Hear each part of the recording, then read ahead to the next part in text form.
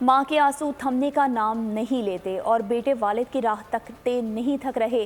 اہلیہ کی سسکیاں ہچکیوں میں بدل گئیں، لیکن تاحال بول نیوز فیملی کے عمران صدیقی کا روڈ ایکسیڈنٹ کیسے ہوا، کچلنے والا ٹرالر اور ڈرائیور کہاں ہے، پولیس کوئی کھوج نہیں لگا سکی۔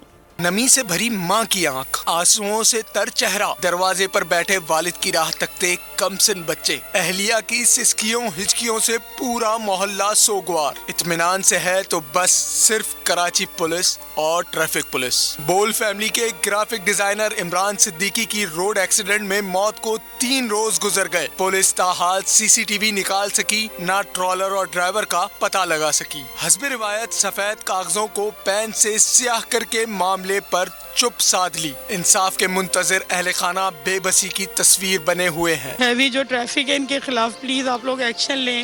وہ میرے گھر کے واحد کفیل تھے، وہ ہم سب کے لیے بہت کچھ تھے۔ میرے والد کی ویسے انتقال ہو گئے، 1.5 سال ہو گیا، ہمارا کوئی نہیں ہے ہمارے اس بھائی کے علاوہ۔ جواں سال موت پر اہل محلہ بھی دکھ میں مبتلا ہیں۔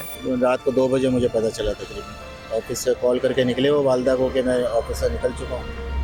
2 بجے ان کے آفس کے کچھ کولیگز آئے تو انہوں نے انفارم کیا۔ کوئی قانون ہے ہی نہیں، کچھ نہیں ہے، کسی کو بھی مار دیا جاتا ہے، کوئی ٹرالر ٹریفک کچھ دیکھنے کو نہیں آتا ہے۔ عمران صدیقی کے لواحقین نے حکومت سندھ سے مطالبہ کیا ہے کہ ٹرالر ڈرائیور کو گرفتار کر کے سزا دی جائے۔ سبسکرائب کریں اور بیل دبائیں تاکہ کوئی خبر رہ نہ جائے۔